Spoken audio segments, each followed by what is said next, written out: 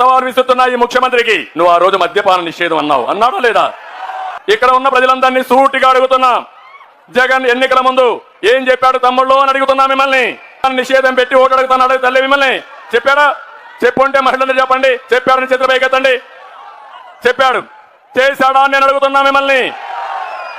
ఎన్నికల ముందు మాయ మాటలు చెప్పావు, ఓటు దండుకున్నావు. ఈ రోజు నువ్వు వచ్చి సొంత బ్రాండ్లతో నాణ్యత లేని మద్యం తెచ్చి మీ ప్రాణాలతో ఆడుకుంటున్నారు. మా తమ్ముడు భూమ్ భూమ్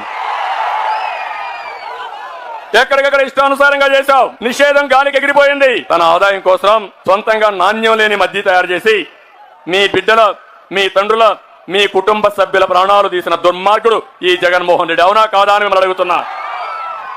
ఇప్పుడు వస్తున్నాడు మోసపూరితమైన మాటలు చెప్తూ నేను అది చేస్తా ఇది చేస్తానని వస్తున్నాడు. నేను ఒకటే మిమ్మల్ని అడుగుతున్నా, అడుగడుగునా మీరు నిలదీయాలి. మీరు మద్యపాన నిషేధం చెప్పారు.